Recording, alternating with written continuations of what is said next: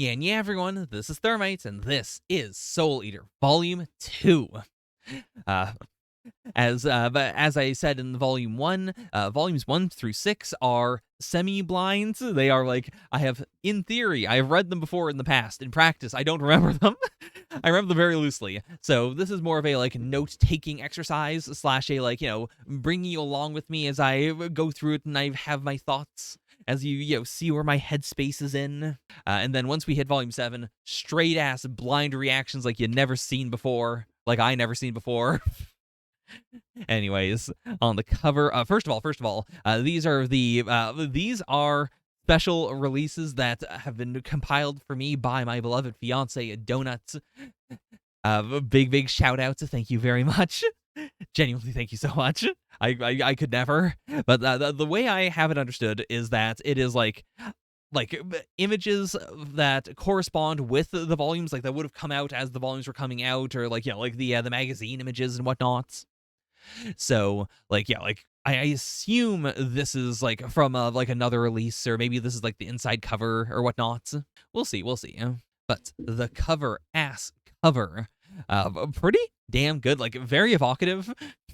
Blackstar feels like Blackstar, Tsubaki feels like Tsubaki. I appreciate the contrast here. To be fair, a true this is 100% Blackstar. He would be screaming. He would be screaming or yelling or posing or blathering, whereas this is a rare, quiet Blackstar moment. And I think that does actually help quite a bit. It feels like they are getting ready to, they've already warmed up. They're already serious about the fights. And so this is the, no holds barred, I'm going in Blackstar right here. Versus Tsubaki, who is, more hesitant, more worried, more not fearful, but pragmatic. She's staying a little bit behind. She's turned away a little bit. She's not quite fully confronting the, the enemy. And yet she is still here. She is still, giving her power to Blackstar. They are still a duo. And she is, in fact, she is the most in foreground because this chain is her. She is encircling both of them. She is ready to, to lay a trap. She's ready to, shift into whatever needs to be shifted into. I really, really like it. It's a great dynamic. Man, he would hate this, but shout outs to Blackstar, of course, for, how do I put this? He should, by any account, I should look at him right here and I should be like, this is a bad look for a ninja. Your hair is so recognizable. Your pants are gonna stand out in the shadows. It doesn't make any fucking, it doesn't matter. It doesn't matter once Naruto came onto the scene. Naruto has completely upstaged Blackstar's bad ninja design to the degree where I look at him and I understand inherently, of course he's supposed to stand out. Of course, this isn't, the look you would want for a, ninja-ass ninja. And it is, it is still very fitting of Blackstar himself. He has the exposed arms. He is showing his strength. He is, he's much more recognizable. He can pull down his, even half mask in order to make sure everyone can see him and, recognize him. And yet, he looks so stealthy and calm and small and easy to not notice compared to Uzumaki Naruto. Okay, I'll stop saying that. It just really, really, really hit me before I started recording. This art is great as well. This is definitely drawn afterwards. But yeah, sick. He's got a very punk vibe to him. Love it. Very, very gorillas, I suppose is the cleanest way to put it. Yeah, not as big of a fan of it as this illustration of him, but perfectly fine. A lot of attitude. Ooh. Okay. Got a Tsubaki as well. I don't I'm not a big fan of the Tsubaki. She's too, I don't know what audience I'm making this for, but she feels too Fluttershy coded. It's the look in her eyes, it's the way her head is tilted, she's ready to be, executed like a haram, what am I trying to say? Cow style. She is offering herself up. That's really not the vibe she has. Over here, I'm seeing this over here, but even on this cover, neither of these are I'm offering myself up. They have a boldness to them. Even though I said she looks more demure and worried and whatnot, she is, but at the same time, she's also being present and strong in her own way. Whereas here, I don't feel it. Like, I think it's also very striking because then, like, over here, this is not, it's not that just that I happen to really like the image of her on Soul Eater Volume 2. Because, like, I don't know where this is from, but she looks great here as well. And I think it's, because, like, I'll have to see more, like, solo pictures of her to, like, figure it out. Like, I thought I really liked Tsubaki's design. But, like, with Blackstar here, I think it, it reemphasizes everything that's on the cover. Then, her chain is, like, she is behind him, but simultaneously, she is also in front of him. She's getting in front of him. She is putting herself into his hand should anything need to happen. She has a confidence here. Like, her hand motion is showing that, she is in control. She isn't just accidentally, like, putting her chain here, or, like, Blackstar didn't, like, hold it and then let go of it. Like, she is inherently trying to, like, to arm him. But yeah, like, she's got the confidence. She also, like, she's more properly rooted. Not entirely, but, like, she is moving forward, whereas, like, Blackstar is, like, fucking busting a move. Which isn't bad, but, like, he's still, like, less rooted, whereas Tsubaki is more rooted, and this explains their whole, like, fighting style. Like, Blackstar does whatever the fuck he wants, because he can rely on Tsubaki. It's the entire thing that we brought up last chapter, or, like, in the prologue too. Ah. Oh my god. They were both in Gon at the same time. That's so fucking crazy. This is honestly a really good split in the sense that, like, Full Metal Alchemist has the front. Like, it is clearly, like, saying it is the more important series. And yet Soul Eater has a much more dynamic positioning. Like, I think you would get very little of what this trio's like relationships to one another are based on, like, them being like this. You can get a little of it, but not that much. Whereas, like, here, you immediately get mainly what Blackstar is like. But, like, I would say this is a valid Maka emotional reaction. This is a valid Soul emotional reaction. It makes really good use of, like, also, the fact that the whole shape of this is clearly, like, it had to have been planned to look like this. Like, they would have wanted, like, they're also framing the rainbow here, Happy Pride Month. It looks so goddamn good. Like, big. I'm very curious how these get decided, actually. Like, like, how do they decide the positioning? Is it as simple as, like, like, they just do a rough outline and say, hey, here's your area, do whatever the fuck you want? Appreciate the cleans on this one. Legs are a bit noodly, but fair enough. I mean, again, the Soul Eater style is so... Is this going under his crotch? Jesus fucking Christ, Soul, what happened to your crotch? The jet black soul, walk with me. Huh. Okay, so yeah, so they don't all say, listen to the beat of your soul. I mean, obviously, why the fuck would they? That was my immediate thought in Volume 1. But, I can see how that didn't really apply to Volume 1 that much. A little bit with the Soul Resonant. I guess that's it. Whereas the jet black soul, walk with me. Does that refer to Blackstar and Tsubaki? I guess, he is Blackstar. Does he have a black soul? Or would it be Tsubaki because she's a shadow weapon? We'll see. Dr. Frankenstein, the strongest Meister to ever graduate from DWMA. God, so cool. Also, I'm just a sucker for, like, a limited color shot, especially one where, like, like, we have it right next to a color page. That is a very clear signal of, like, I didn't need to do this in limited color. I chose to do it in limited color. It's a powerful flex. Like, as much as I do enjoy just in general the aesthetic of, like, black, white, one more color, I think it loses some of its punch in series that are always doing that, where that is their gimmick. Because then you're just like, yeah, you know what, fine. It blends into your mind. Like, yeah, that's just the way it is. But seeing it occasionally, I think, is, like, that retains the strength of it. Especially in Soul Eater, which is, very Halloween, very creepy, very horror. It's a series that I think, like, like, the red is also very fitting, but, like, if you did, like, green for some sort of, like, evil goo dripping out of someone, or, like, like, a purple for some sort of, like, your arcane witch energy or something, I think there's a lot of ways that it could use limited color in a very cool way. Maka, Meister, Soul Eater, Scythe, Death Scythe, Dad, Blair, Cat. So yeah, like, a real reaffirmation of, like, these are, like, this is the Maka party, I suppose would be the way to put it. Maka, Soul Eater, and Blair are all in one house, and then, like, her dad is interested in her. Whereas, like, I wouldn't even say Shinigami is interested in her more so than he is interested in, like, all of the various Meisters. Like, it seems like he's waiting for anyone to make him a goddamn weapon. I can't stop looking at this as like, the like the party faction like the screen in a video game. Like, these are your 4 slots. What do you fill in?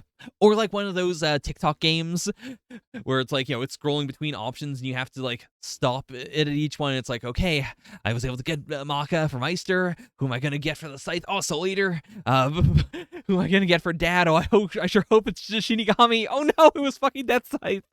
Oh shit. Okay, wait a minute. Hold on. I have this offsets. Oh, sick. So this is the everyone spread. In which case, it feels actually very strong that, like, Death Scythe and Blair both get spots on the we're showing you everyone spread. Like, for Chapter 2, for the real, like, like, here's everyone in play right now. Like, of course, you wouldn't include, like, the antagonist. You wouldn't include, Stein. But also, like, like, he is included by virtue of having his own color page. That is a clear, like, that's the enemy, and here's our party of people aligned against him, kind of, except for Death Scythe. I guess Blair as well. Blair's not here. She doesn't give a fuck. Oh, it is actually very cool that like Maka is a Meister, and the other 2 are Meisters. Like, Blackstar is a Meister. She got Death the Kid is a Meister, but that's not their primary roles as assigned here. Like, Blackstar is an assassin. Death the Kid is a Shinigami. That's really cool. I wonder how that's gonna grow as the series goes. Like, Blackstar being an assassin, does that supersede him being a Meister? Is there going to be a point where, like, he has to at some point, like, give up being a Meister? He's got to stop Meistering. Because, it is all that balance of, like, on one side, he doesn't need Tsubaki, quote unquote. On the other hand, he fucking needs Tsubaki more than anyone else. They all need each other, but also, Patty and Liz having to share a panel. Come on, we couldn't get rid of fucking Death Scythe and give them both one panel each? I guess you couldn't have them be like, person, partner, unless they both shared one. Person, partner? To be fair, I've never considered this. Blair did, her intro to the series beyond just being jumped was immediately, I want a Scythe. It was her going, I sure do want Soul Eater the Scythe, and it was also Death Scythe himself going, I want to serve you, Blair. So maybe, honestly, that might be her big upgrade later on. Like, if Shinigami finally gets the Death's weapon that he craves so much, he can finally get rid of Death Scythe. Maybe he'll chuck it out of his window, and Blair will pick him up, and then we'll have the ultimate combo. This seems crazy, but looking at it like this, I don't know how else you would possibly frame it. This feels so much like, like the One Piece spread, featuring like the characters that will then be the emperors, and then like seeing them as the emperors later on, going like, oh, big foreshadow. This feels like that. This feels like, oh damn, did you know in Chapter 2, like Kubo already gave us a hint that Blair is in fact going to be the Meister for Death Scythe. We'll see. Oh, clean. Yeah, this is one where I do think all the bullshit does make it better. Like, it's clearly designed to have all of the text and whatnot, but I appreciate having these. These would be good, like, line stickers. Honestly, I think all of these would be good line stickers. Not Patty and Liz. Honestly, Patty and Liz feel a little too generic here, whereas everything else, I think, like, I can envision a sentence where you would say it, and then you would reply with one of these. Giving them all the black, white, and red looks really, really, really good. Damn. It feels like Kubo had to really struggle to put some red on Blackstar. What the fuck is this supposed to be? And yeah. Like, they've already both proven they can't make Death's Scythe. But to have them go kill Dr. Stein himself, crazy. It's obvious that they'll die.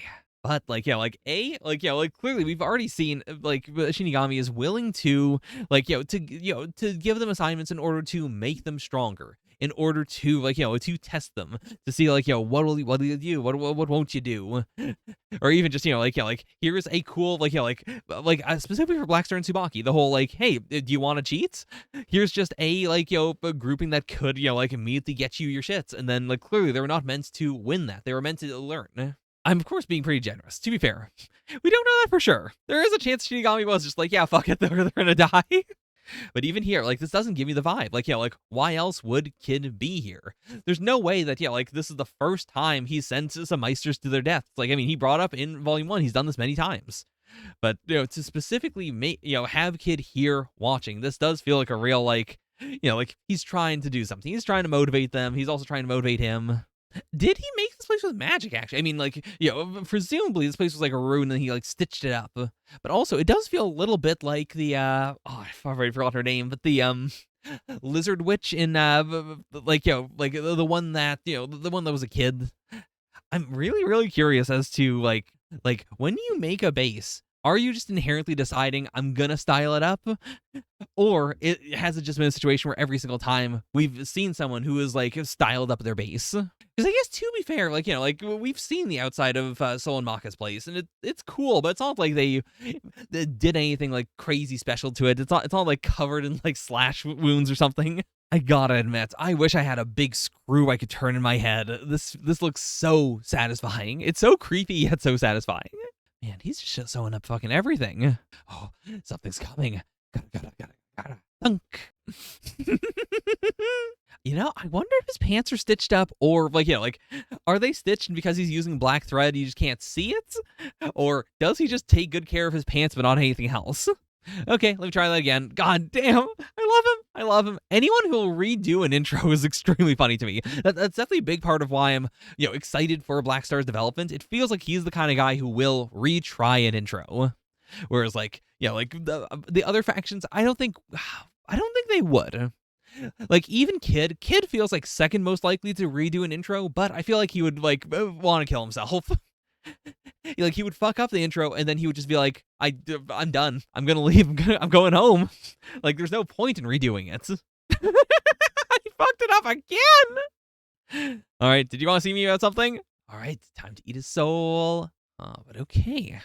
The reason is actually quite simple. Observation, research, nothing more than that. Curiosity, that is what drives me. To me, everything in this world is a research subject, including myself, of course. I mean, yeah, fair enough. I do fully buy this. Oh, he's seen their souls.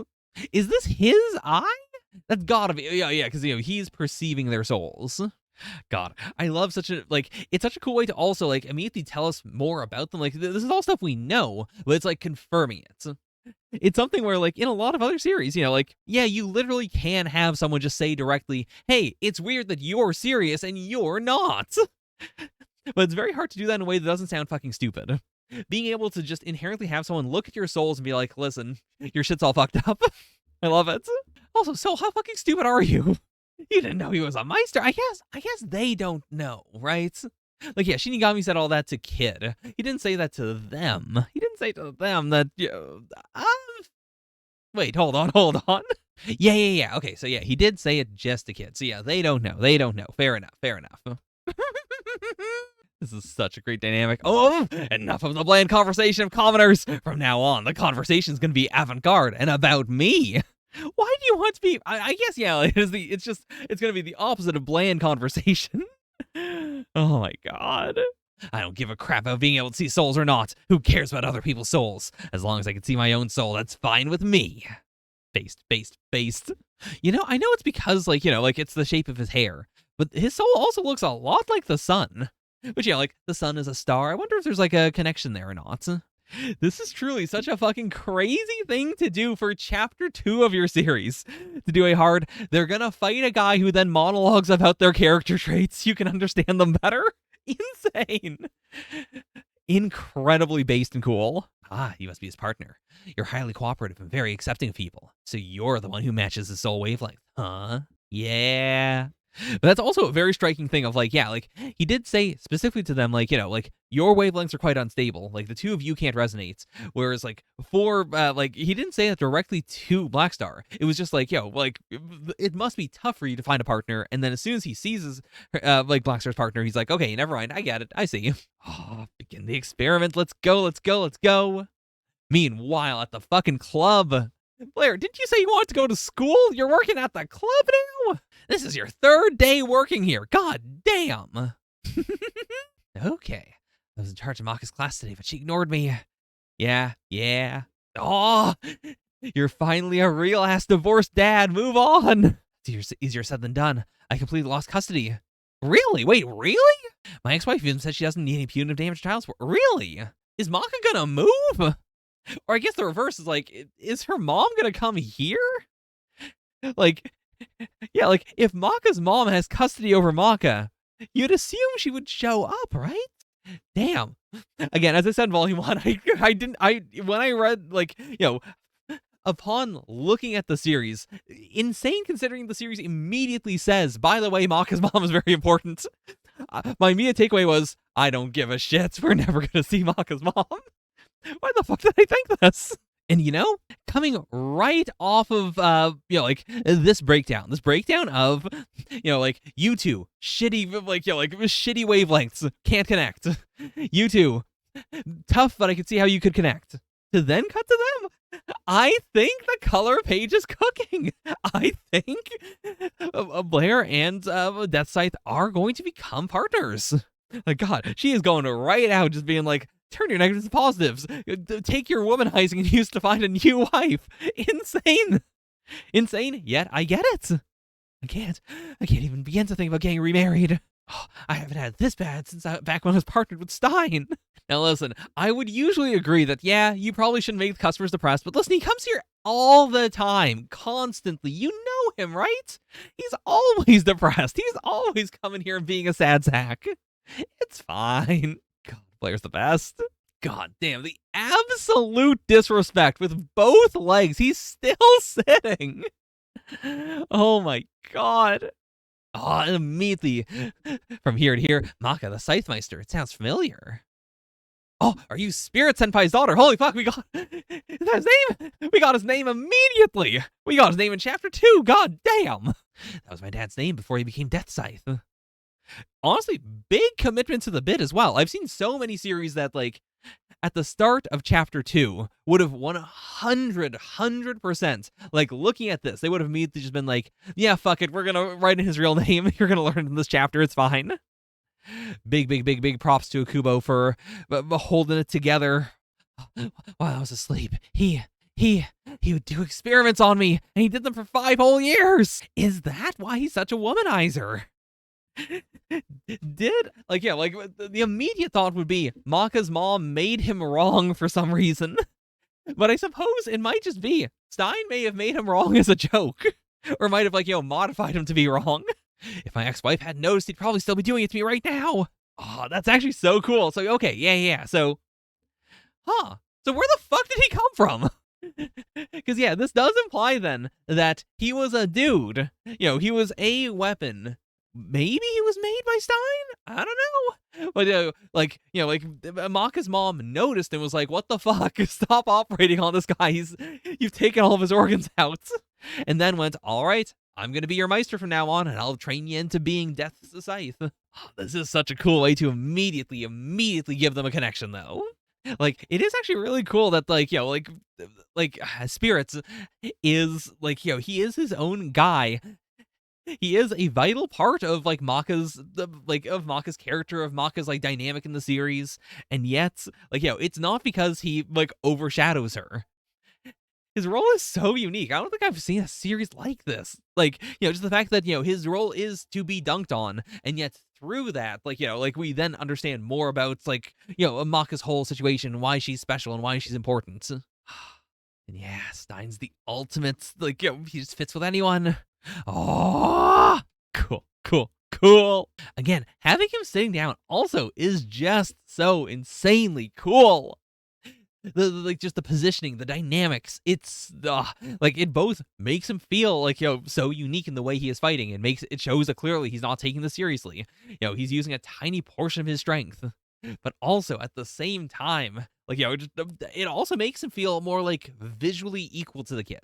Like I was saying before, that the kids being small and fighting adults who are bigger than them creates this this obvious contrast that makes you want a David versus Goliath situation. Whereas that is still true with Stein. When he eventually stands up, he's gonna tower over them. But the fact that he's not standing up makes him feel smaller and more manageable, which then means it's more impressive when you can't manage him. Oh, this is a really, really good way to put this as well.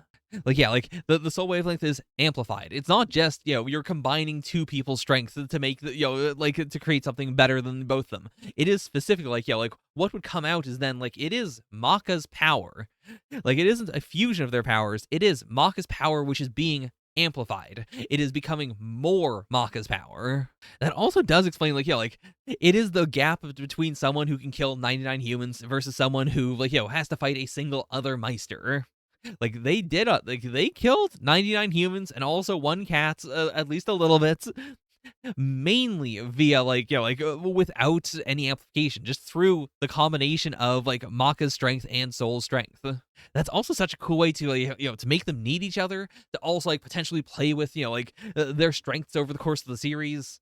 Like, Maka is going to get stronger and stronger, but, if she gets isolated, like, if Soul is gone, or if Soul is, like, on floor 7 and Maka's on floor 2 and she's being attacked, if she has to just, pick up another physical weapon, she'll still have all the training she has. She'll still be good at using a scythe, but, like, even if she learns how to, like, how to fight like Stein, even if she can use some of her own soul wavelength out like that, it's still going to be nothing compared to, like, even the strength of her in chapter 1 or chapter 2. Like, like when they're working together. It's so cool. Because that also raises the possibility of, like, like, what if you meet someone who you do like more? Like, not Maka specifically, but, some other Meister and weapon partners. Like, like, even if you do work together for a while, like, what if you find other people who you do work with better? Is it better to stay together and therefore, like, adapt, like, fit each other better? Or is it better to, like, to take the faster route? There's a lot of really cool dynamics I could see here. Oh, she's shaking. Okay, yeah, she's panicking. She's panicking. God damn. He's so cool. Oh my god. Oh my god. The scalpel right on her stomach. Holy fuck. Oh, never mind. This is a pen. I see. Fair enough. Oh, I'm gonna smash those glasses to pieces, asshole. Don't forget about me. Let's go. Let's go. Hisatsuwaza. Black Star Big Wave. Actually, I do wonder if that's, like, we did designate in the color spread that he is an assassin.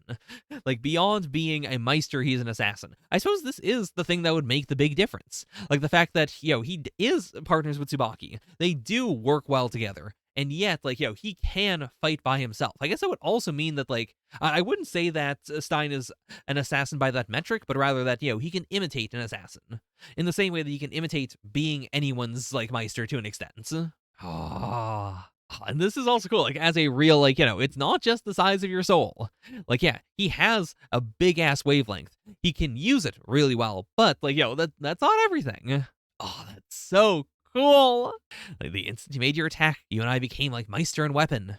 This means that at some point, like, if Soul becomes more attuned to Maka, he'll be able to just tank the Maka chop. Like, presumably, like, I guess, how do I put it? It's a chicken and egg situation. Like, if he can tank the Maka chop, at the same time, is that going to be because, like, if the two of them are so well attuned, will he do anything that deserves the Maka chop? Or will it be a situation where either, like, he simply would not say something that pisses her off enough, or the reverse of, like, she's gotten so used to him that she just inherently understands, like, yeah, this isn't chop worthy. It's fine. I get it. You're just like this. Man, it's truly such a move to, in chapter 2, just be like, here's the coolest character in existence. Oh my god! Holy shit. Incredible panel. Oh my god. Also, honestly, big props to, like, like freaking out Maka is, like, one thing. Like, we've seen her get freaked out before. That makes a lot of sense for her arc. For him to also overpower Black Star, like, that's so striking. It is both freaking him out, but also doing it in a different way. Like, Maka's whole thing is, like, losing faith in Soul. Like, that's, like, what shaking her mean. For Black Star, we haven't really properly seen him, like, being truly shaken. We've seen it a little bit when, when Mifune, like, talked shit about him and, his partnership with Tsubaki. But just a tiny bit. Whereas this is a sheer, clear, like, I am making you acknowledge that I am stronger than you. I am better than you. I can do your move, basically. Like, you think you're hot shit because you can attack with your soul wavelength, but I can simply, make it not count. Whereas if I'm attacking you with my soul wavelength, I could fry your brain. I could kill you. It's such complete and utter domination. God, this page might be truly one of the best pages thus far. Because it's also so, like, Maestro-esque. Just the positioning of Stein gives him such a like masterful feeling. It is the most I am in complete control. It is the most like you are like, you didn't die here entirely because I decided not to kill you here. Like no one else could do shit. You couldn't do shit. Oh, God damn. So good. And yeah, oh man, it says so much about a kid that yeah, like he's also shocked here. He also immediately is just like, I can't take it. We're going. Fuck it. It's like we're gonna save his ass. Even if like I can't imagine him then like being like saying to Blackstar, I had to move on my own. I needed to save you. I was scared for your life. Of course he would never, but it's so cool to see it in actual action. Ah, yeah. You're not, you're not a student. Then I'll become a student. Ha ha ha. Again, truly, I can't tell if this is all a big ass Kekakudori situation. I don't know if this is what Shinigami wants, or if he just did this to do this. Man, so cool. Stein, why did you have to stitch the ground? Listen, I understand the birds, I understand the buildings. Surely you didn't need to stitch the ground. Ooh, Tsubaki, I do not run or hide. That's the kind of man I was. Like, yeah, like having her be the one to like to restrain Sid the whole time is also such a cool way of like letting him do this. Like otherwise, like this could have been a situation where like if the Tsubaki got like slapped away by Stein or thrown, or like if Kid ran in faster than like Tsubaki could keep up with, that would add too much. Like like I feel like that would be a bit of a dunk on her. Whereas like having her play a different role where she couldn't go assist him makes it so clear. Like, like it makes, like what Blackstar did, it still fits his character very much, but also it doesn't feel like he is like breaking trust with her. It, it is a true, genuine belief that he could actually do this. He got this and then he don't got this. And with Tsubaki, it is also this clear, like, belief in him that then turns into horror that, like, she fucked up. She is like, what the fuck? Saw it. Oh, okay, yeah. Oh my god. Like, yeah, knowing what their souls are like. And also, like, that makes so much sense that, like, because it's so big, I know there's a better example later, but yeah, like, just the idea that, she couldn't recognize it because it was too big to process. It's like, like, seeing the like, not seeing the forest for the trees. If she was trying to figure out, like, how strong he is, what's his gimmick, what's going on there, she would have been looking at his chest. She wouldn't be able to fully perceive, like, no, he's just on a whole other level. It's also just such a great, like, I'm so curious to then see other souls as we go through the series. Like, do they just get progressively bigger and bigger? Is there a situation where, like, like someone has a small soul, but, like, it's very good at being amplified? Or it's a soul that is, like, extremely good at amplifying, but it doesn't need to be that big in order to do that? Could you have a soul that's like a suit of armor that like, goes around another soul? Plenty of things to do. Like, the customizability is it's so cool. I could even see, like, like, I hope we see a lot of them in the series, but it would also just be a cool thing to do in data books. Like, I don't think anyone gives a fuck about the, the big circles in data books that are like, what is this person's speed, strength, agility, tactics? Because, that's all kind of arbitrary after a point. Like, they give you a general idea, but you could understand that idea by just thinking about the character. They're only very useful, like, in an abstract sense. Like, if you either don't know the characters very well, or if it's been a while and you're trying to, like, refresh yourself, and you're trying to figure out, like, how do they all kind of compare. Whereas, like, being able to see everyone's unique soul, that would make me buy a book. Yeah, she is broken here. Come on, rally up. But I get it. That is the ultimate sign of, like, yeah, we are ultra fucked. Like, we can't even properly do a witch hunt slash without, without losing control of it. And even that is probably not nearly, like, enough to amplify us to that degree. Holy shit. And the contrast, like, immediately from him, or, like, from Maka to Kid. I'm so sad. I want to die. How can this have happened? I may have forgot to fold the end of the toilet paper into a triangle. That's a thing you do. God damn. Like, I already get upset when people, like, have the toilet paper roll backwards, so you have to, like, reach under the entire roll to get the paper. I can't imagine the extra level of etiquette of, also, you gotta fold it into a triangle. Crazy. Kid, what is wrong with you? Classic self-hate. Also, you know what? I can understand it. I can understand that exact feeling of, well, why should I even bother? I should give up on this.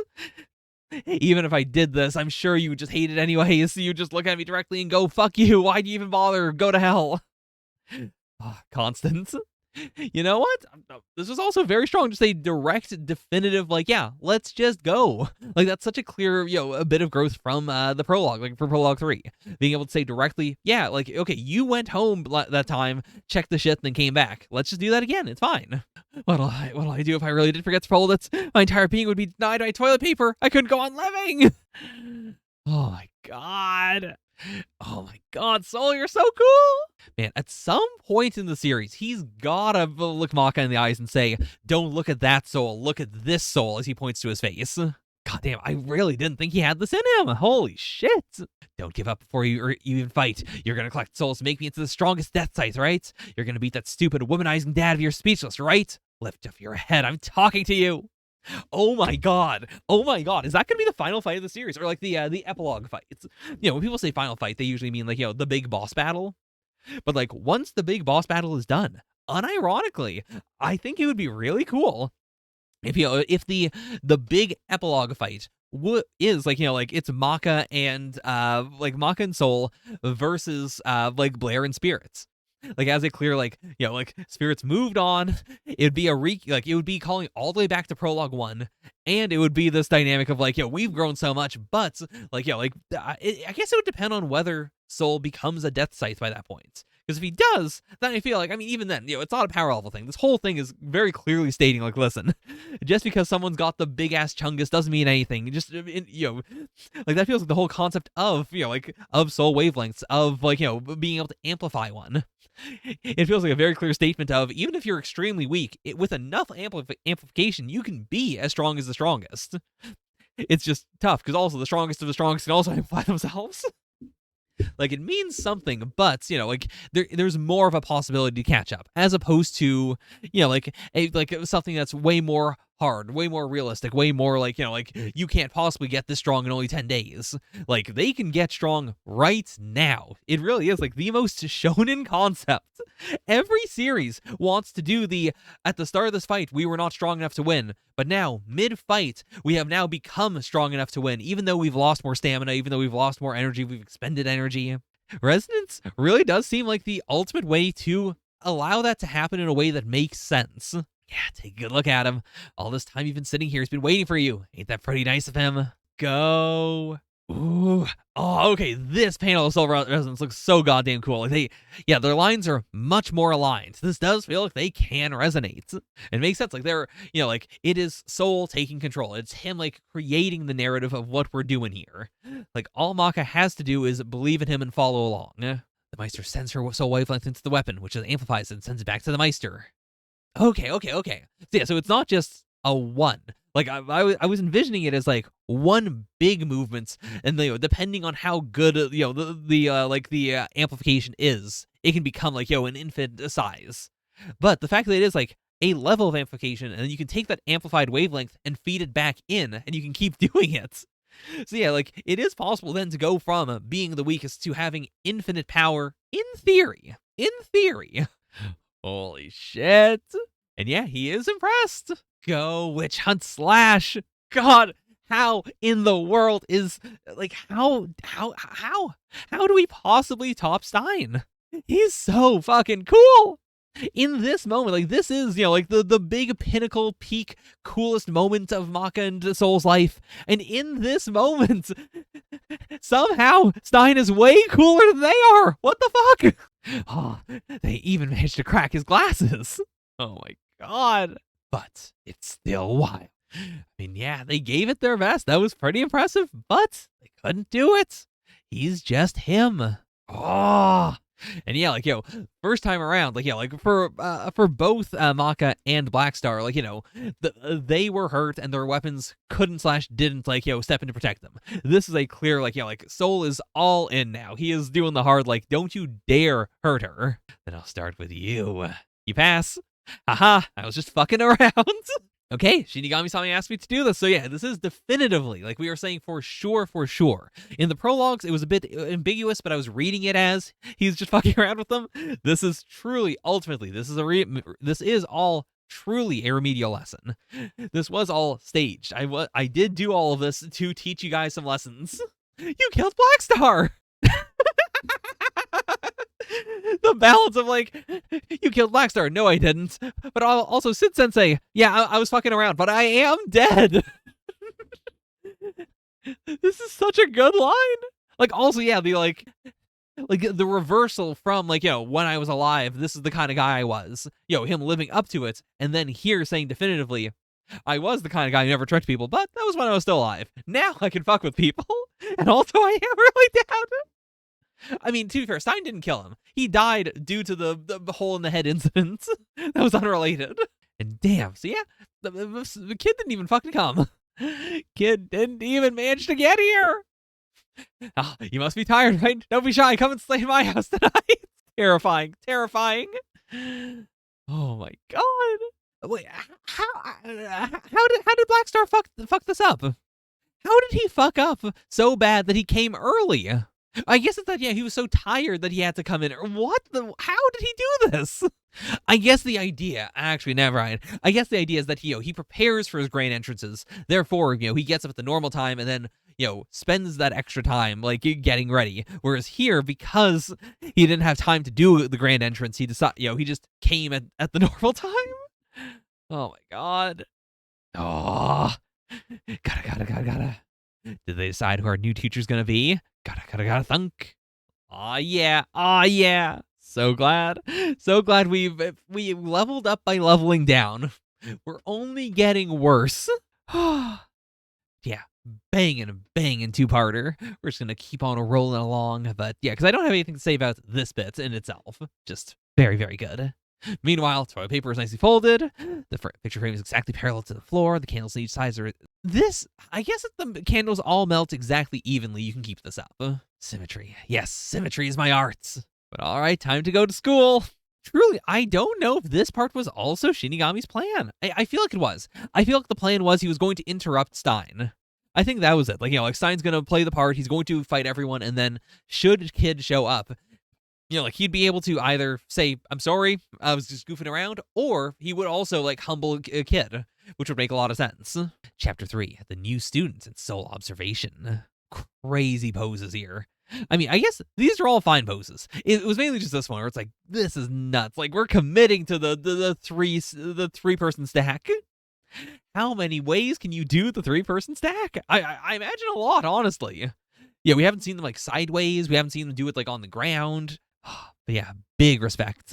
And again, I said I wasn't gonna. Please, let me activate this power one last time. The Blackstar looks so cool here. He looks so cool. He looks like a ninja. He looks like a real-ass ninja. Tsubaki also looks like a ninja. They look legitimately so cool. They look stealthy. I would hire Blackstar and unironically think he's gonna be stealthy about it. He's wearing sleeves. God damn. But yeah, they all look great. Oh, this is right by the Yeah. The house that had the little witch in it. Angela, right? Yeah. Ding dong dead dong. Ding dong dead dong. So they're in the dissection mines. Oh no. Terrifying. To be fair, they are cutting, taking apart, and putting back together the subjects. Fundamentally, that is fucked up, but also it's less fucked up. I did some dissections in high school. We did the classics. We did the frog. We did the pig. And with those, there is a layer to it of at least in my school, the teachers were very clear about having to give us the whole pipeline and say don't worry, this is all good, we're fine, we're not wasting the meat, we're not wasting the animals, they will be respected, this is all for your for your evolution. But even so, they were still dead. Whereas, I guess they just don't die here. I mean, also, we're not even getting to the, we're not even talking about the fact that Stein can resurrect the dead. That fundamentally changes the series. Very curious to see how that's gonna play out. Is there a strong negative to being resurrected or not, maybe? I guess we'll see what's said. Oh no, Tsubaki! You're not getting cucked, I promise! I'm sorry, Tsubaki. From now on, I'm gonna be Soulsmeister. This also has a bit of that, oh no, they can't be gay subtext. I love it. Very Madoka core. Oh, we're welcoming a new student to the class today. Today, I have someone I must assassinate. Oh, yeah. Okay. Hell yeah. Let's go. Time to assassinate Kid. Chapter 3. Dead immediately. Never in the series after this point. Let's go. And of course, because they spent all that time being late, they also, by virtue, fucked up Black Star's whole situation. Love it. Also, this could just be a translation thing, but like Stein did say we're welcoming a new student to the class, and Kid did say he was going to enroll, right? Yeah, I will become a student. Please add me to the student register. So okay, so yeah, Liz and Patty are not students then.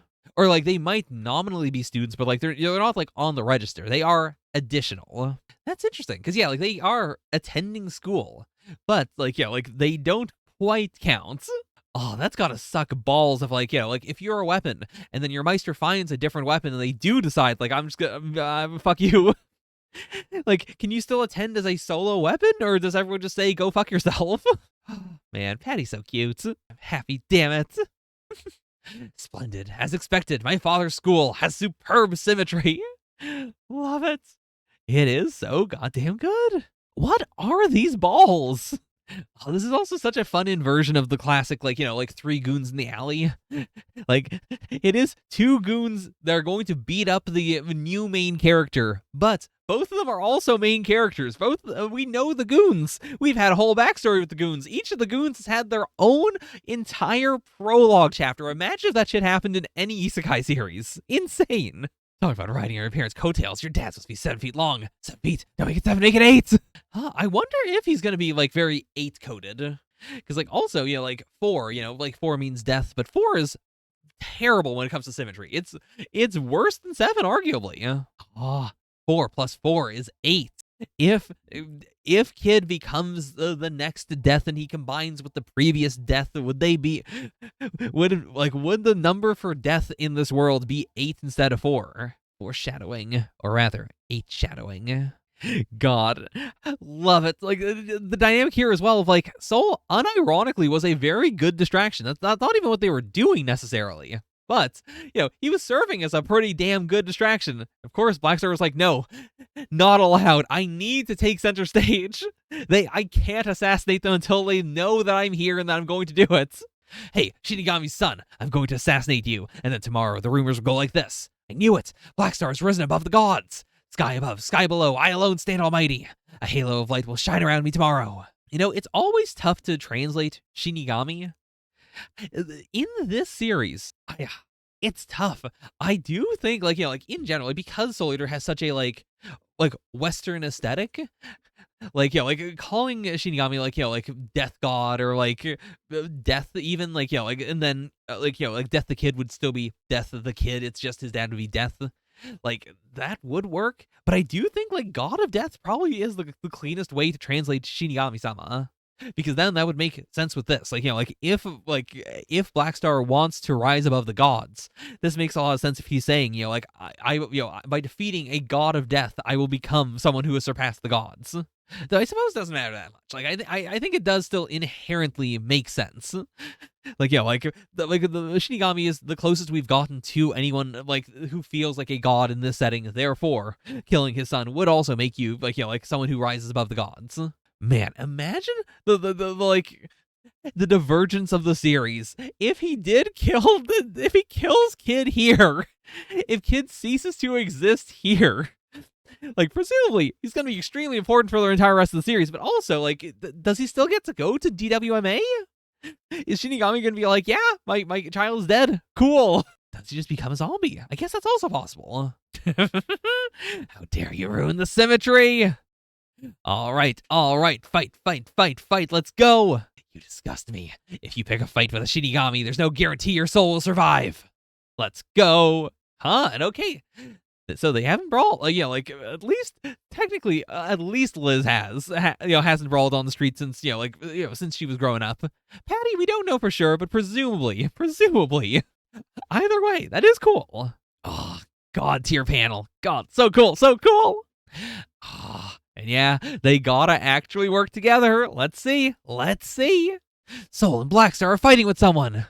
As always, I respect the use of Blackstar's star here. I don't say it out loud because I have been informed that would be cringe. But know that I am saying it. Like, if this were to be subtitles, the star would be there, of course. And okay, so that's how we're like, playing with the rules.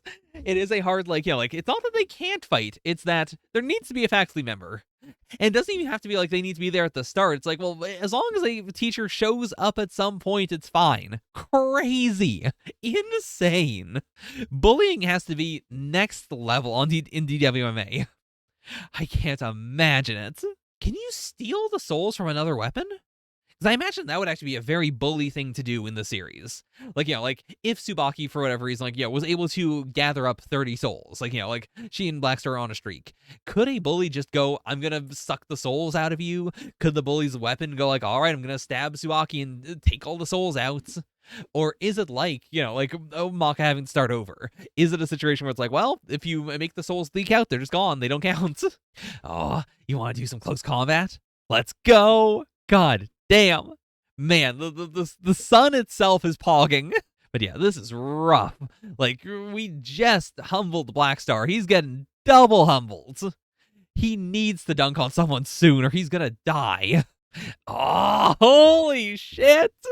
Again, truly an incredible choice to go from, like, chapter 2, one dude dunks on everyone, to chapter 3. I didn't include like a kid in the last chapter. I'm gonna have him dunk on everyone. Incredible. Oh, so sick. And okay. Okay, so yeah, a soul wavelength, like, shot into soul. At least into soul. Like, presumably because he is also a weapon. Like, it does shoot through him. Like, he transmits the energy through his entire body. It doesn't make a big hole. As always, I'm grateful to have it. I have... Anytime a series does, like, the One Piece thing of, I'm really good at cutting people, I'm going to use an attack that clearly cuts through them because I'm on the other side of them, and yet they are not cut in half. I hate it. So I appreciate having, again, like, like, Soul Eater is, like, so far really, really well laid out when it comes to logically explaining how we can do all the cool manga shit that that Okubo clearly wants to do. Like, it all makes sense in a way that, like, only amplifies it. Like, I think inherently, like, the visual of a big blast coming out the other end of someone is the coolest shit in the world. It's why people love Dragon Ball. And, like, Dragon Ball manages to, like, make that work in universe by blowing big holes in people. But when you don't want to blow big holes in everyone. It's nice to be able to say, well, here's a way to do it. Here's a way to do it that does make sense. Because also, I assume that kid, like, like, specifically wanted it to be like this. Like, could he, if he's fighting, like, an enemy's weapon, like a true enemy weapon, could he blow a big hole in them? Or is it a fundamental, like, because he's fighting a weapon, he can't? Or is it just, if he's fighting anyone, he can't? Because, like, he destroyed the shit out of the Pyramid of Anubis. And he also destroyed the guys, like the mummies and the I don't remember if he killed the witch, to be fair, but he did some damage at the very least. You learned how to see souls last time. I'm gonna give you a special assignment.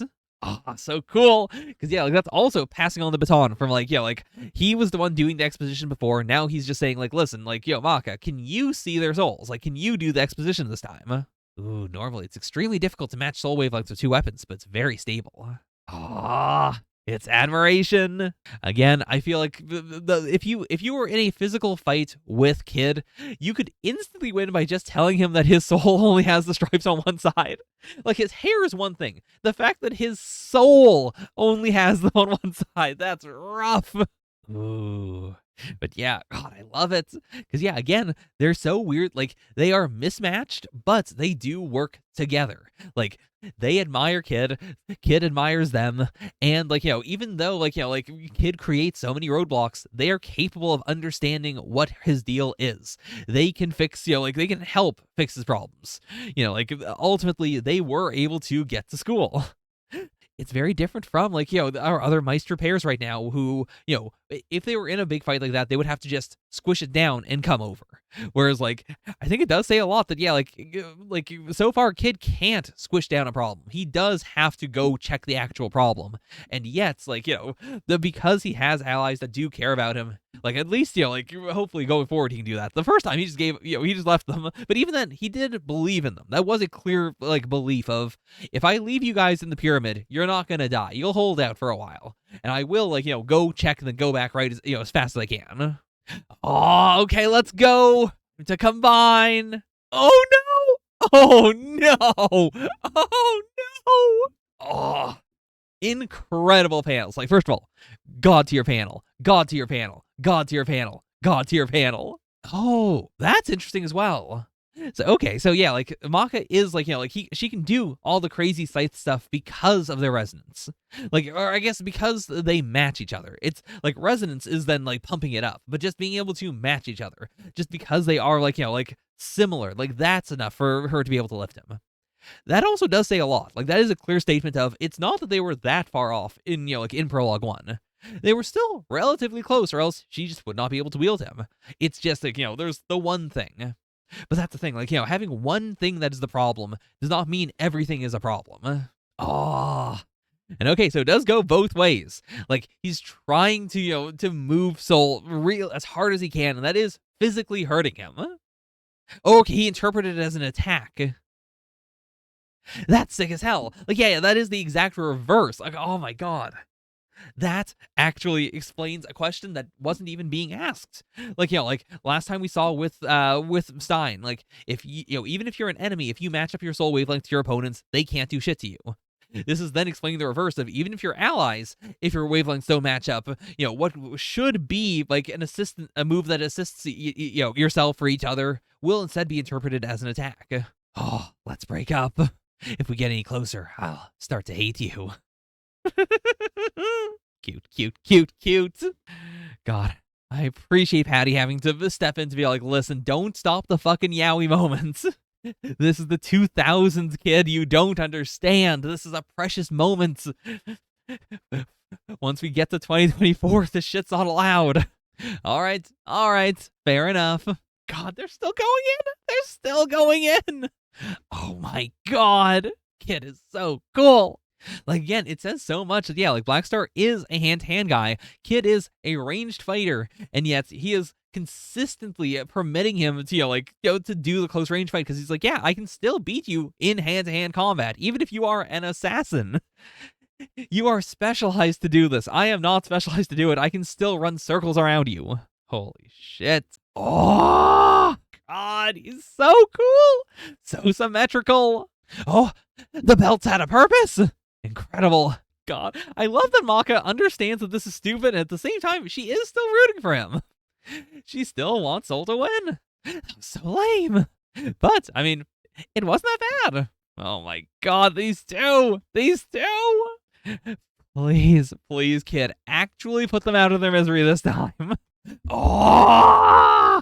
Sick. Soul resonant. Ooh. And okay, his soul just got bigger. So that is it is literally as you're resonating, your soul can at the very least get bigger. I guess there is the question of is it just your energy getting bigger, or is it your soul? Like here, it does seem like, he is pumping up his soul. He's not putting this all into one singular attack right now. He's he's form shifting. People who can't see souls. Execution mode acquired. Ooh. And okay, so shaped after his dad's skull. It's got the interesting. It's also got these spikes coming out the back as well. I wonder if those are attached to these spikes. The idea these are all souls, but that his dad's face, the mask thing is 3 souls going up, but here it's also potentially 3 souls going down, 3 black souls, 3 white souls. Okay, so he puts his soul wavelength in the needle. Cool. Oh. And the super Evangelion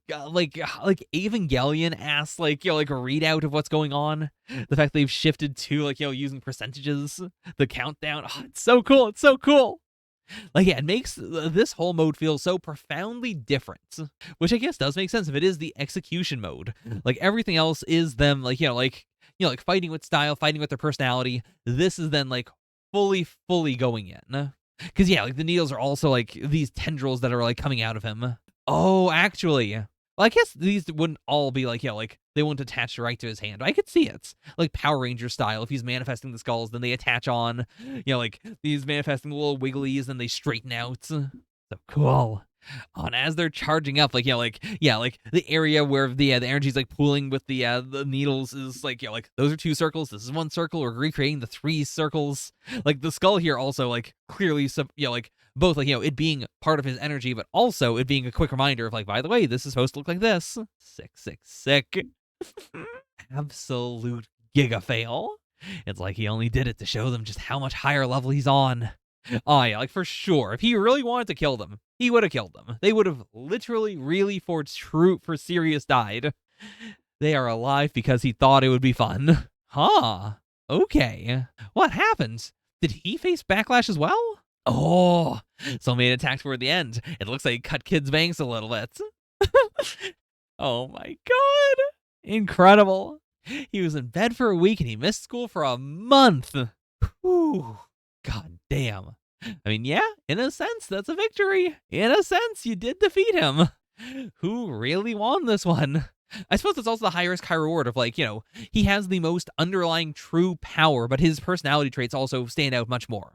Like, it does create this nice, like, balancing, actually, of like Soul has a bad personality, but only a little bit. Like, ultimately, like, Soul and Maka do feel like they are the closest to, like, like to being able to like, by the end of the series, achieve a like completely perfect god tier. They are like in absolute sync. They fully get each other like resonance.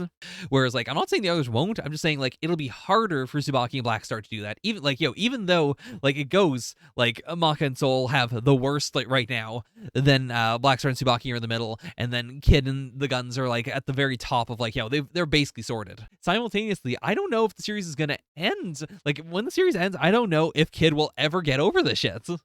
I feel like he'll still pass out if you do this to him. Like, the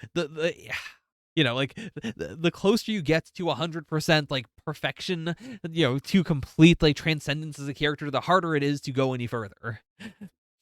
Like, if Maka and Soul can, like, leap all the way up to 100 over the course of, the rest of the series, they can actually hit 100. Whereas, like, I don't know if Soul ever, or, yeah, if a Kid will ever be able to do it. Like, same with Patty and Liz. Like, the dynamic they have is so comfortable as is. I think they might be fine just continuing to be like this. It's not bad, but it's just not perfection. That would also tie very well into like what he said himself like earlier, the idea that he won't be able like he strives for perfection but he won't be able to achieve it.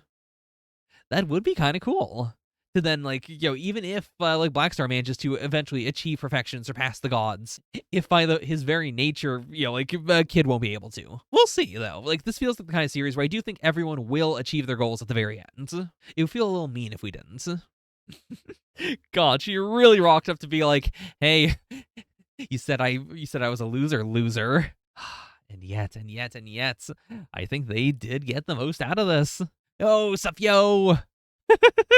It's Shinigami in real death. Now that I think about it, I wonder what kind of soul Shinigami-sama has.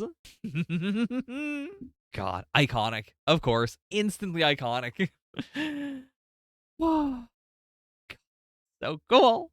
This also feels so crazy just in the sense of like, truly, recycling back to the big question of why does Shinigami-sama need a weapon? Why does he need a new weapon? He has a weapon. Like, this cycles back to, you're telling me with this soul, he needs something to amplify it. Like, what the fuck is he gonna fight? I know there's gonna be something, but, like, it begs the question. It's so cool. I'm gonna stop right here, and we'll pick up next time, okay? So, I'm gonna cut this out anyways. Why the fuck did I say that?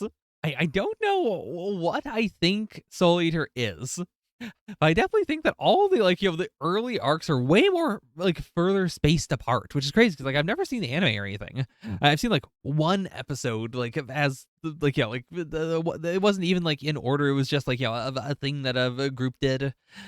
So I don't know why I think everything is so differently paced. I guess it might just be that, like we have back to back to back to back so many iconic things immediately. It's like, here are three big standalone things that immediately stand out as the big, like, this is what the characters are.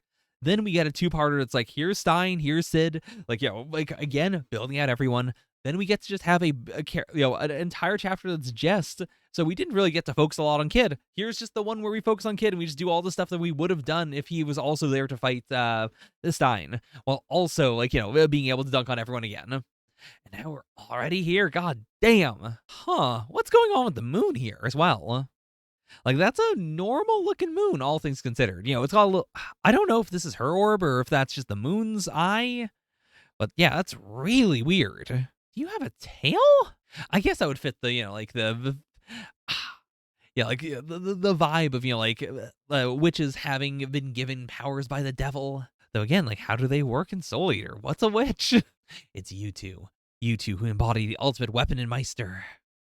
Go, eat many souls. Not at all, I still have a long way to go. Akishin isn't someone like me. Krona, it's Ragnarok. Interesting that, Krona does have the same. Again, what the fuck are those called? These things? I know it's, less emphasized, but that is, an actual thing on, suits and whatnot. Snake, cobra. It's all right. Have confidence in yourself. You will become a Kishin, Krona. Medusa, of course, going back to the inspirations I said I was going to do in Volume 1 before we didn't really have more characters, so I suppose there's no real point to litigate it again, besides Stein, who is very obvious. But yeah, Medusa, of course, named after Medusa. That makes sense with the whole snake theming. Is Krona supposed to be a corruption of Cobra? And Ragnarok, of course, refers to the apocalypse. And okay, so this was just a I'm gonna hit you with the crazy juice for a second. Krona, he's the exact same way that Maka does. The difference being when Maka does it, it's when she's calm, she will then stop and go hee hee. It's weird. She's done it twice at this point. It stood out, but I haven't said anything about it because that's a laugh. It's not even a weird laugh. But the fact that she does it and Krona does it, that is interesting. Along with the sleeves. God, Ragnarok's mouth looks so good.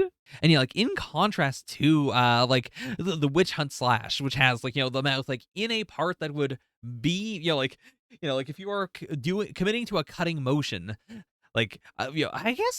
I guess not. Never mind. I was gonna say if you're committing to a cutting motion, then the mouth could also eat the soul as you're cutting into it. But in the witch hunt slash, the mouth is on the part of the blade that's definitely not hitting the enemy. Whereas this, at the very least, is on the part of the blade that's hitting the enemy. Pigya from Ragnarok. Hey guys, did you do something fun? The doors to the basilica open to the inside, right? That thing yesterday was great, wasn't it? What was it again? And my blood is black. What the fuck are you talking about? What the fuck are you actually talking about? Man, that's a drooling ass moon. The fact that I guess chibi is the wrong way to put it, but the simplified Medusa is this is actually really funny. That is the way she would look from a distance. But knowing the vibe of Soul Eater, I'm more surprised it isn't the white spot of her head isn't more offsets so that she looks more like a snake here. But also this is the blood that the moon's always coughing up, right? Is it hungry? Is this why it's hungry? Is it hungry for murder? Meanwhile, Sun J. Oh, ow, Jesus fucking Christ. I love that, every direct referenced entity has been you've got a crazy twist on them. I love that Jason Voorhees' twist is he speaks and he sucks. Oh my god, the bag's stitched into his okay, I don't like that actually. Ooh, yeah, that actually does make him look way more grisly. Yeah. Also, yeah, we don't really kill however many we want. I suppose we're also, we're contrasting Krona, committing a massacre here to this. That is interesting. What are the rules? Besides, presumably, we don't, kill people who are, evil murderers and whatnot. But, what are the other rules? Can they only do so many a day? Yeah. Or, is there a level of restraints? Are there some people that are supposed to go to jail? What are the rules there? Because it's also very tough to in a series where where the main characters kill, it's very hard to then say the villain is a bad person because they kill. Like, you can still totally do it, especially if it is a, I kill bad people, you kill anyone, or I kill bad people, you kill good people. But it raises more of a question of like, when a character has a hard no kill rule, it's a lot easier to be like, okay, regardless, I can flatten all this down to you did kill, therefore you evil. I'll eat it in a cool style. Is this cool? Is this cool? Like, don't get me wrong. I like Soul. I don't know if this is eating in a cool style. You have killed over 100 people, and this is the first time you're asking if souls taste good? They don't have any particular taste, but they're nice and firm, and they feel incredible going down the throat. That's actually really nice. I wonder if someone could make it. Can you make your soul so gross that Soul can't eat it? That feels like that's gotta be a move later on. Like, when they're fighting someone truly despicably evil, they've got a drippy, gross, moldy soul. And if you try to eat it, like, stains your tongue and it makes you vomit up your other souls. Because, you also do have to physically eat it. Like, it's not just eating souls in a, like, spiritual, metaphorical way. It's a literal, like, he puts it in his mouth and he chews it up and he swallows it. What you feeling there? The basilica. Again, they've got a connection somehow. Because also, it is notable, it's not that she saw, like, a flicker of a soul or something. It was just like an instinct. I wonder. Okay, so she is noticing the souls. Never mind.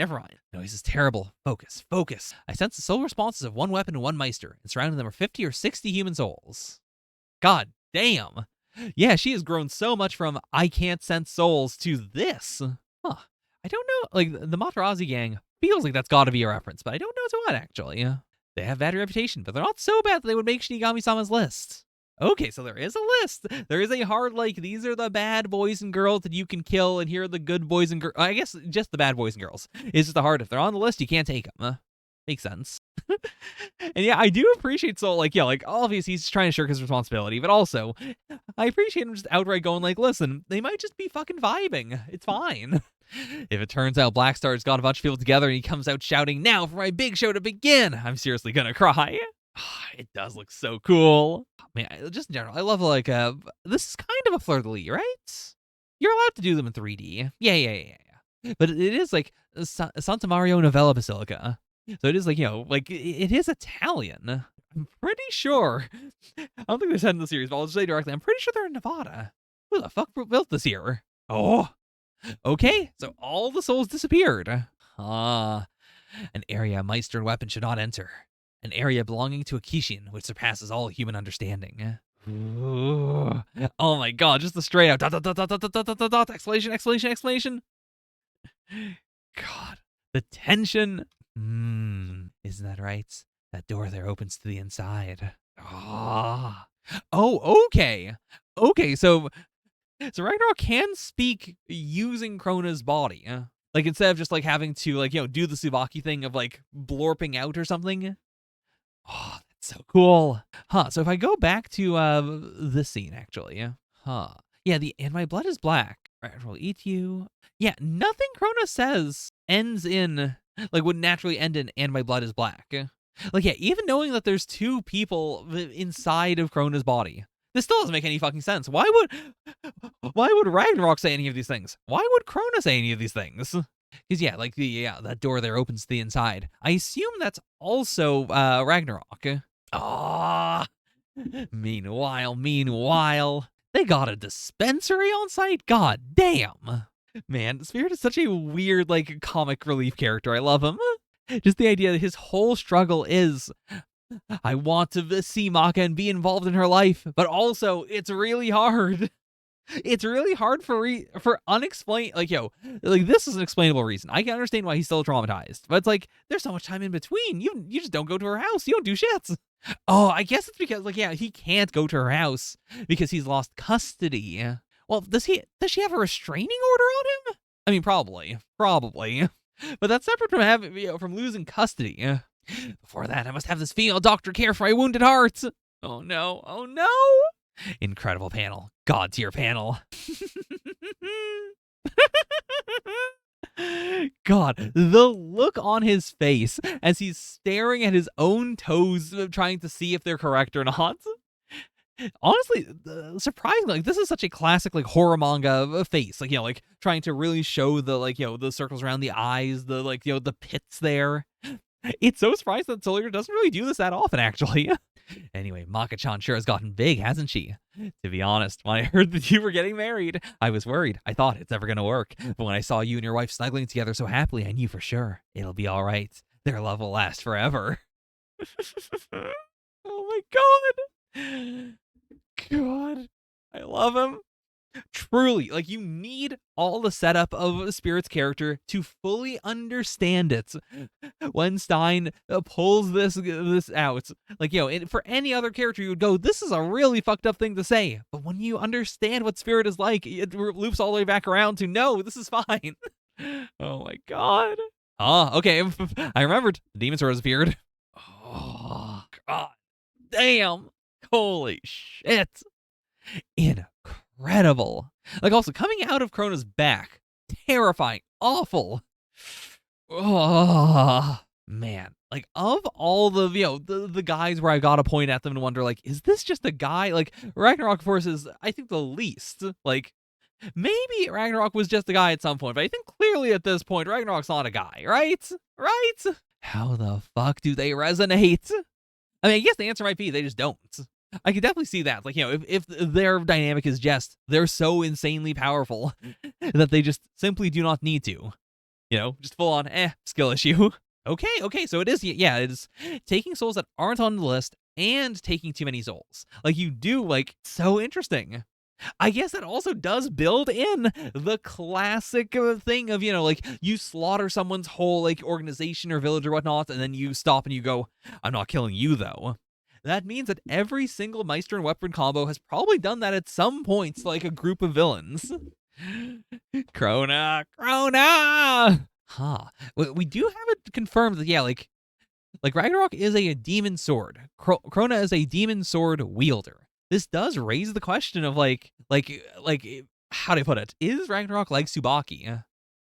Like, can it turn into, like, a variety of different things? Or is it just a hard, like this form because, they all have a, like a form like this, the black blood because, because of whatever the fuck is going on there, and then sword because, like, inherently Ragnarok is a weapon that turns into a sword. Damn! Holy crap! Maka actually went in for the Maka punch. Man, it's actually so interesting that, like, Krona has such a, like, not dynamic fighting style right now. Like, it does emphasize, like, the coolness of Maka style. And it does also, like, give off this feeling of strength, this feeling of, like, like, even as slight as, like, the style is, it's still, like, like, not getting giga-owned. Oh my god, okay, maybe I spoke a little too soon. Holy fuck. A weak strike like that isn't enough to cut my head off. God damn. Wait, are you the one saying sorry for the black blood? Oh, that's so cool. Because, that does mean inherently, like, you can cut Krona's skin. But even then, like, like, would poison work? Again, like, if the blood is, like, if Ragnarok is the blood, presumably Ragnarok could just, I guess you could poison Ragnarok, but whether you can poison Krona is, like, a different question. I guess it depends on what the fuck Ragnarok is. Like, can you poison this entity? Do you have a circulatory system if you are also able to serve as blood? I don't know how to deal with girls. How foolish. You should just kill them. Oh my god. I mean, even knowing that Medusa might have been one of the three voices, none of those were, I don't know why the fuck Medusa would have said any of that shit either. I feel like I'm taking crazy pills. Or rather, at the very least, like, Krona's taking the crazy pills. Like, I should just kill them. I didn't realize that. Don't you want to see me run my fingers through her hair and play with her? That door there, it opens to the inside, right? Why the door? Let's fucking go, scream resonance. Oh, that's a good-ass pick. Yeah. God. Oh, the ripples, the slash. It looks so good. It's so cool. And it is, like, an interesting, like, reversal. How do I put it? Like, like, the Witch Hunt slash has one mouth. This is, like, all mouths. They're all mouths that are also screaming. I guess that's it. Like, a scream is the opposite of an eat, if that makes any sense. Like, you can eat and scream at the same time, but it's tough. It is fundamentally something's coming out of your mouth. While something's coming out, it's hard for something to go in. Oh, God. It's so simple, but I love the border being the scream. Like, it's such a clear way of, telling you like over and over again, it's still happening. It's still happening. This is something I have such a problem with, like in other series. And like I don't know if this is going to be like consistent for the whole manga. To be fair, this could just be for the debut, but I like it. Because yeah, unless you have the sound effect there all the time, or something like this, or like a visual effect like a big like wobble, or a big like like when this character uses their move, the colors shift, or like the shading shifts or something. It's very hard to remember sometimes, like, okay, like this AoE effect is still active, because that's the thing. Like, I don't need an indicator for like, oh, my arm is red or something. Like, that's fine. I can just imagine that even if it's not drawn consistently. But something that's an area of effect, like a scream or like a loud sound or something, it's very tough. And also, like, this art is so good that you wouldn't want to cover it up with screaming sound effects constantly. So this is a good way to like make sure it has a presence on every single page without it like being too overpowering. Oh, no. You have complete grasp of your surroundings. That door there opens to the inside. I cannot believe that was actually relevant. Oh my god. Fine. I'll give it to Krona. God damn it, that wasn't crazy. It didn't make sense. It was foreshadowing. You were right all along. Maka wasn't listening. Unironically, Maka wasn't listening. One of the only bits of information you've gained from this battle is hearing that the door opens to the inside. You opened the door to the inside. You went through the door. Oh my god. Holy shit. I didn't expect that to actually be so effective. God damn. But yeah, block anyways. Oh my god. I wonder how much this would have hurt. Like if Maka had blocked with the blade part of Soul. Like because he's squeezing more of himself into a smaller shape, does that like, is that more like being, cut across a wider area? Is it more like, like it's not going to cut quite as deep? Because clearly he shifted here because, he needed to protect Maka. But I am curious, like, would this have been better? I mean, for sure, if, if she wasn't so scared, if she could, like, if she could resonate with him, which is a big ask. I'm not saying she should have done that, but if she could have, I imagine that also would have, like, greatly reduced the damage. Ooh. Damn, that's a lot of blood. Having, like, so much of the splatter be all the way back here already. That's so effective. It's so cool. It really sells the force of the slash and the force of the blood splatter. Whew. Holy shit. Medusa, what have you done to the moon? Oh, I don't like Ragnarok's like mouth area being skin colored. That's upsetting. I thought it was just the color of the sword. Oh no, I don't like that. I don't know. That's the down, like, like Venom, for instance. Like, like Venom, like the character from Marvel Comics, like his mouth being Venom colored and then having the big, fangs and whatnot. Not that scary. Whenever they've done like a half shift in the comics where it's like, like Eddie does have like fangs coming out or anything like that, or like, like upper jaw normal, bottom jaw Venom, like any of that stuff is so goddamn freaky. Yeah. It is, I think, it is just the contrast of like, this is a mishmash. This shouldn't be here. God, Maka, how the fuck are you getting out of this one? Chapter 5, Demon Sword, Part 2. Aw, look at this little moon. Aw, he got his little mouth again. Aw, are they gonna troll the moon? Let the moon sleep. What happened here? Kid, why are you so devastated? What became not symmetrical? Or is it just that you can't bear to see Patty and Liz like stacked up like this? I mean, you make them stack up. Oh, but yeah, great dynamics. Love them. The marker work, great as always. I love the like waves of darkness coming from the moon as well. Like, it's not even like canonically, of course, the moon must be lighting up the sky, but it isn't. It is like radiating black. Well, I guess it's radiating like the lighter color. I suppose it is just, like it is radiating moonlight that isn't like bright like moonlight. It is darker light. How does the moon work? Also, who's doing the infrastructure here? I'm bringing that up specifically because I feel like we're gonna see like, like the houses I imagine are just, like whoever the fuck lives in them.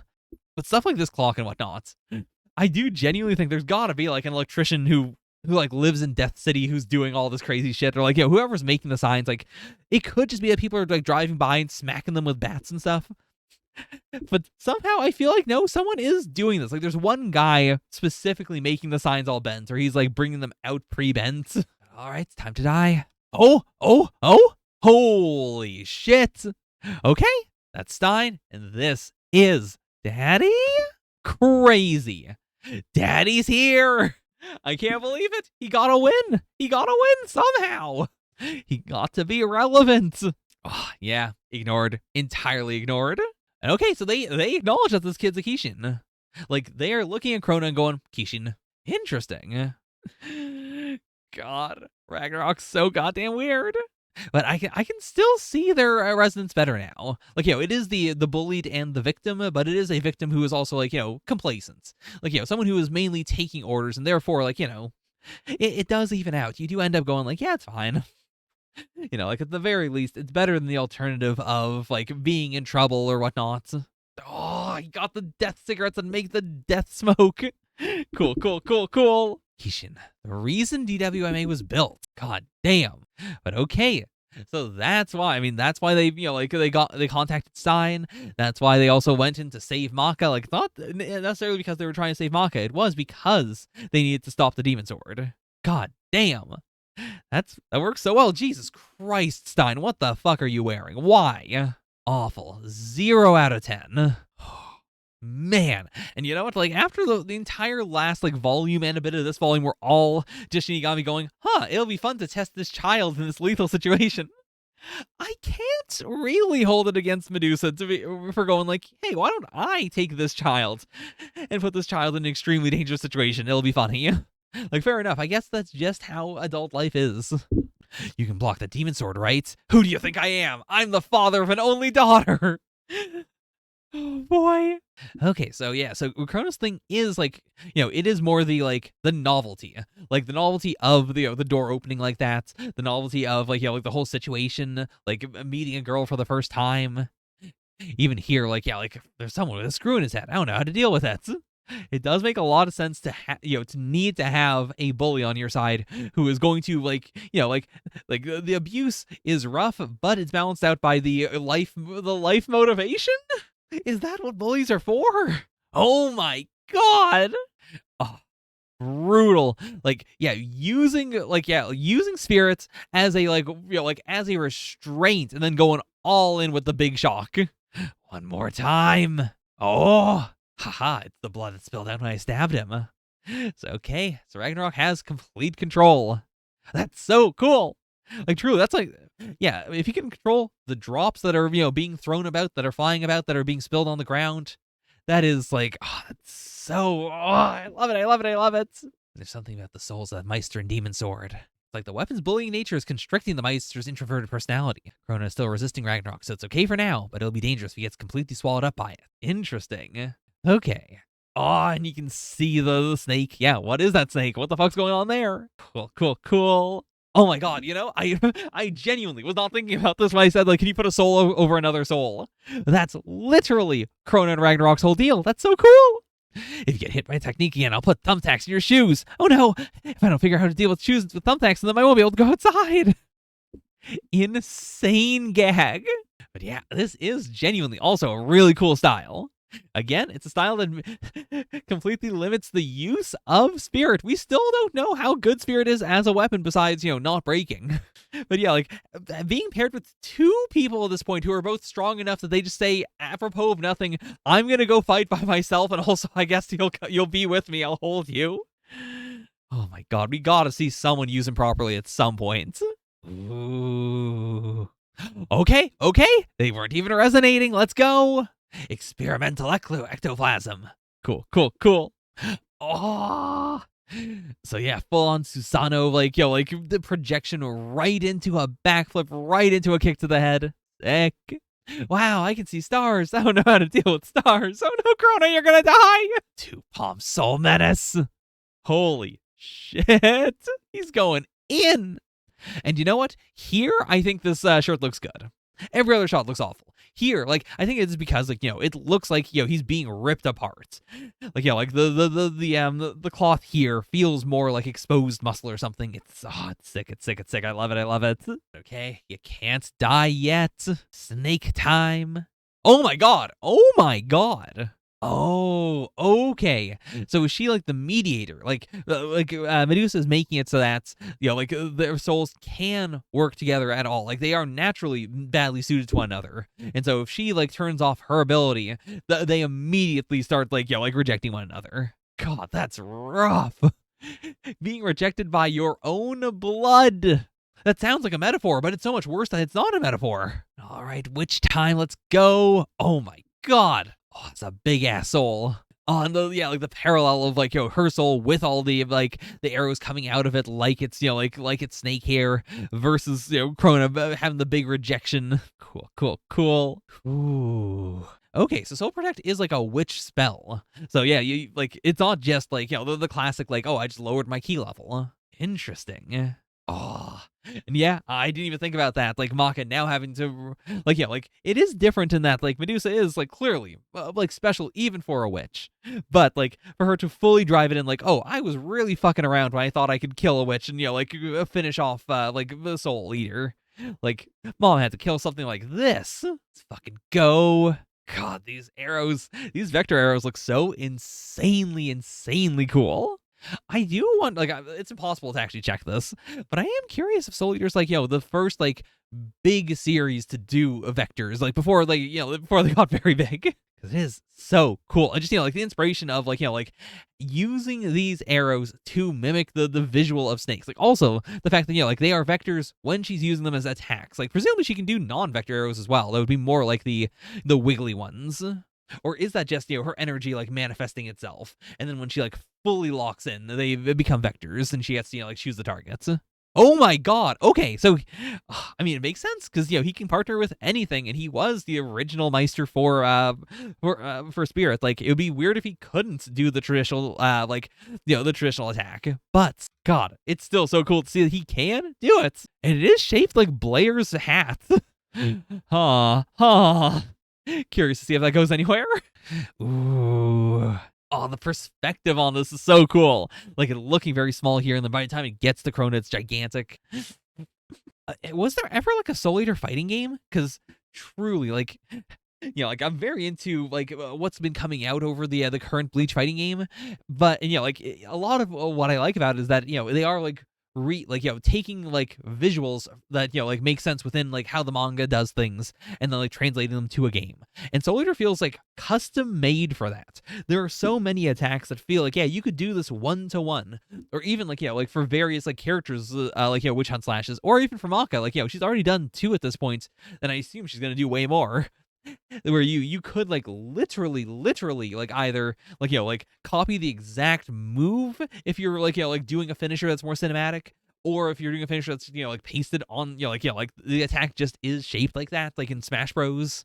Or you could even just calculate the math to make sure if they always are triangle shaped or whatnot, you could always just program it so that every time it does it, you look at it and you're damn, that's it's right out of the manga, but it's not right out of the manga, but it looks perfect.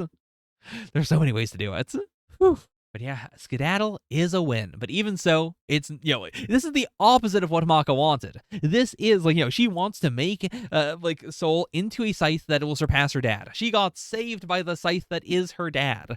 She got saved by the 2 most annoying teachers she has ever had combined. Yeah, this is perfectly thematically designed. God damn, Okubo, you were cooking. Man, Spirit even got to be kind of okay as a dad in this moment. What the fuck is happening? Okay. Man, we haven't even seen other girls in the series up to this point. Even when we've seen the classroom, it's all been shadows or blurs or whatnot. It's crazy to see people at all. But I assume the cast is going to expand in time, but at the same time it doesn't have to. This is how she learns about it. Damn. Why is the nurse's office the dispensary? I understand, literally they can dispense medications, but it should just say nurse's office. Why does it specifically say dispensary? Why is that their main thing? Oh, God, I am a sucker for a character who fake smiles. God, knowing that this was a fake smile, knowing that he was being fake kind to Maka. Oh, I love him. Holy shit. There's something so perfect about that, because then I have to, it forces me to reconsider the character every single time we see them. Like, that's what I really like. Fabricant 100 did that very, very well, where it's like, yeah, like, even front-loading it as like, yeah, they're evil, it's fine. But then having to specifically say, no, you don't understand. You truly do not understand. Like, that feels exactly what this is like. It is a definitive, like, even when, when Stein is expressing emotions, like, like, they might be as stitched up as everything else about him. You can't trust him. Huh. Some of the Demon Sword Ragnarok's black blood got mixed in with Soul's blood. Ooh. I wonder how Medusa feels about that. Like, was that also intentional? Was that a goof 'em up? Was to say, ha ha ha, this is pretty funny, let's see what happens? But yeah, it's like, we have a reason why Maka is special. Now, we have a reason why Soul specifically is going to be special, besides just, his affiliation with Maka. God. Snap out of it! I'm here! Open your eyes! My smile is a source of energy! God, I love Black Star. Right into the next bed. Incredible gag. Oh? Now, she was flying in the air, and she was flying, like, behind, like, in front of the moon. So presumably, it was kind of shadowy. You can't fully see her face. But also, she did have her full-ass face out there. She slithered in. Good evening, Medusa-sensei. Has she been, like, actually, like, my immediate thought was, like, she just infiltrated. This is her new, like, first day at school, but has she been here for a while? That is what the implication seems to be. Because, like, he just got sent to the, to the room. They wouldn't have a way to say, like, they wouldn't be able to, like, recognize her if not that. I suppose that's also why Spirit, like, broke in here and immediately, like, I thought that was just misogyny. I thought that was just, the gag of ha ha ha ha. Of course, whoever happens to be in the fucking dispensary dispensing the weed has got to be a woman. But maybe that was, like, maybe he did know about, like, Medusa Sensei, and, she was the one he was trying to glomp. Maka-chan? Yeah, what is it? I was wondering if you get your father off my leg. Oh my god. Third bed filled. I gotta admit, like, this moment, like, this is such a perfect intro that immediately would make me go, like, yeah, there's nothing weird about her. It's fine. Oh, god damn, Medusa looks so cool. Yeah, like, the evil red eyes is just so sick. The little energy crackling out of her is so cool. I wonder if they can sense magic, actually. Maybe they can. Like, how do I put it? In most series, there's a general, like, there's a power, there's an energy that you can emit, and then people can track the emission of that energy. Whereas so far, all we've got is, like, being able to sense souls, like, specifically souls. So I do wonder, like, if a witch is using magic, or, like, if a, like, magic effect is happening, if some magic is, like, leaking out, but the witch is using Soul Protect, is it possible to sense them? Is it possible to tell, like, they are doing magic without, like, without the obvious thing of using your other senses, like looking at the magic and going, oh, that's magic. Curious. Okay, now I'm gonna look at the preview. Time for our Tsuchiya. Are you Ragnarok? This is a Tsuchiya, a gathering place for people confident in the strength of their immune system. Usher Hate Club. Or the Usher Daikirai Club. Why do we hate Usher? What's your deal? I understand you guys are real good now. And here I was going to expand this Atsushia manga to 4 pages this time so I can build a deeper relationship with you all. Listen, I have an idea. You guys aren't going to be in the manga anymore. Beginning with the next page, I'm going to go ahead and start a manga that got rejected by my editor. Oh boy, what is this dog shit going to be? Oh, Peak? God damn. Larry and Joggy. I see. I mean, Larry has the most. This was supposed to be of a kid that I gave up look. Oh, I told the guy at the barbershop to give me a mohawk like Rancid, but he shaved me shiny smooth bald. Now I don't have any hair that spike up. I want to die. Someone kill me. Oh! Face. We did this gag in the manga. Oh my god, I didn't even realize that. Hold on. That is literally this gag. Like, yeah, like the blood splatter is drawn exactly like this. Holy shit. Oh, that's actually so. I mean, yeah. Atsushi has a volume extra. So I assume he did this and then thought, like this is it's funny that the blood makes a mohawk. No one seems to have noticed that this was a joke. Wait, hold on. I can use this. Give me a second. That has to be the logic train here. I'm not gonna lie, this was pretty good, actually. This was a good gag. This was a good gag. This opening shot of the two of them looks pretty fucking cool. I think we're good. I think we're good. I would love to see them again. This is a good rejected manga. It shouldn't have been rejected. Okay, well. Oh, translator notes. We just got all these. Interesting that Kishin wasn't mentioned. I mean, I guess it depends on how Kishin is written. Like, like A, like, I imagine we're getting a definition in a bit. B, like, is it written in, like, katakana? Because that would be my big guess of, like, it's almost certainly written without saying what it is, so then we can do a big explanation later on. Like, it's clearly meant to be a mystery. But damn, it's crazy, like, going from Volume 1 to Volume 2. Volume 2 has, like, no real translator notes.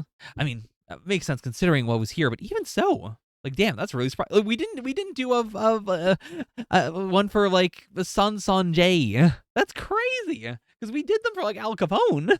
Anyways, that's Volume 2. Thank you guys so much. This almost certainly is not coming out for October, but I'll edit Volume 1. That should hopefully come out, and then Volume 2, we'll see. Until then, bye for now. Yeah.